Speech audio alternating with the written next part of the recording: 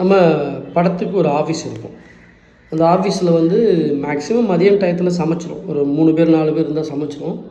Lunch டைமில் ஏதாவது technicians இல்லை படத்தில் நடித்த முக்கியமான ஆர்டிஸ்ட்டு இவங்கெல்லாம் வந்துட்டாங்கன்னா, ஸோ அவங்க இருக்கும்போது சமைக்கிறது கொஞ்சம் கம்ஃபர்டபுளாக இருக்காது. அதனால் நாங்கள் வந்து வெளியில் ஹோட்டலில் சாப்பாடு வாங்கிடுவோம். 10 பேர் இருப்பாங்க, 5 பேர் இருப்பாங்க, 15 பேர்லாம் இருப்பாங்க. இருந்தால் கூட நாங்கள் வந்து பக்கத்தில் ஹோட்டலில் வந்து சாப்பாடு வாங்கி தான் எல்லாருமே சேர்ந்து சாப்பிடுவோம். இது வழக்கம். கிட்டத்தட்ட ஒரு 1.5 வருஷமாக இப்படி தான் நாங்கள் பண்ணிகிட்ருக்கோன்னு வைங்களேன். அப்போ நம்ம டீமில் டைரக்ஷன் டீமில் ஒருத்தர் வேலை பார்த்துட்டு இருந்தார், ஒரு அசோசியேட்டாக வேலை பார்த்துருந்தார். ஸோ அவர் தான் வந்து லஞ்ச் மேக்ஸிமம் போயிட்டு சாப்பாடு வாங்கிட்டு வருவார். யாராவது பசங்களை ஹெல்ப்பு கூப்பிட்டு போயிட்டு அவர் தான் சாப்பாடு வாங்கிட்டு வர்றாரு. ஒரு 1.5 வருஷத்துக்கு அப்புறம் படம் ரிலீஸ் ஆகிடுச்சு. படம் ரிலீஸ் ஆனவுடனே எல்லோரும் அவங்கவுங்க நம்ம டீம் எல்லாம் அவங்கவுங்க ஊருக்கு போயாச்சு. அப்போ நான் ஒரு மீட்டிங்க்காக நான் வந்து திருவண்ணாமலையிலேருந்து சென்னைக்கு வந்திருக்கேன். சென்னைக்கு வந்து அந்த ஆஃபீஸில் நான் மட்டுமே தங்கியிருக்கேன். நான் தங்கியிருக்கும்போது ஒரு நாள் மதியம் டைம் வருது. அப்போ நான் போயிட்டு நம்ம ஆஃபீஸ் பக்கத்தில் ஒரு ஹோட்டல் இருக்குது. பொதுவாக அந்த ஹோட்டலில் தான் நம்ம வழக்கமாக சாப்பாடு வாங்குவோம். அங்கே போயிட்டு நான் மதியம் போய் சாப்பிட்டுட்டு காசு 100 ரூபாய் எடுத்து கொடுத்துட்டு நான் வந்துட்டுருக்கேன். வந்தவுடனே அந்த ஹோட்டலோட ஓனர் பின்னாடியே ஓடி வர்றார்.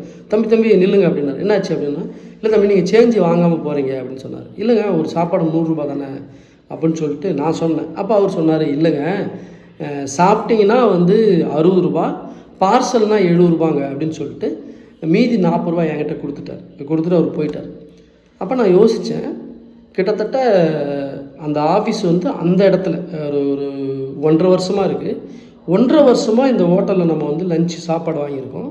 அப்போ ஒரு சாப்பாடு 100 ரூபா அப்படின்னு சொல்லி தான் நம்மள்கிட்ட வந்து காசு வாங்கியிருக்காங்க. 1.5 வருஷமாக ஒரு ஹோட்டலில் லஞ்சு ஒரு சாப்பாடு 100 ரூபான்னு தான் சாப்பாடு வாங்கியிருக்காங்க. அது யார் வாங்குவாங்கன்னா அந்த டைரக்ஷன் டீமில் இருக்கிற ஒருத்தர், ஒரு அசோசியேட்டாக இருக்கார் இல்லையா, அவர் தான் மேக்ஸிமம் சாப்பாடு வாங்க போவார். அது எத்தனை பேர் இருந்தாலும், 2 பேர் இருந்தாலும், 3 பேர் இருந்தாலும், 10 பேர் 15 பேர் இருந்தால் கூட அவர் தான் சாப்பாடு வாங்க போவார். ஆனால் எனக்கு அப்போ தான் தெரியுது, ஒரு சாப்பாடு சாப்பிட்டா 60 ரூபா, பார்சல் வாங்கினா 70 ரூபா. கிட்டத்தட்ட 1.5 வருஷமாக ஒரு சாப்பாடு பார்சல் வாங்கினா 70 ரூபாங்கிறத 100 ரூபான்னு சொல்லிட்டு நம்மகிட்டேருந்து அவங்க காசு வாங்கியிருக்காங்க. யார்? அந்த அசோசியேட் டைரக்டர் வாங்கியிருக்காரு. 1.5 வருஷமாக வாங்கியிருக்காரு.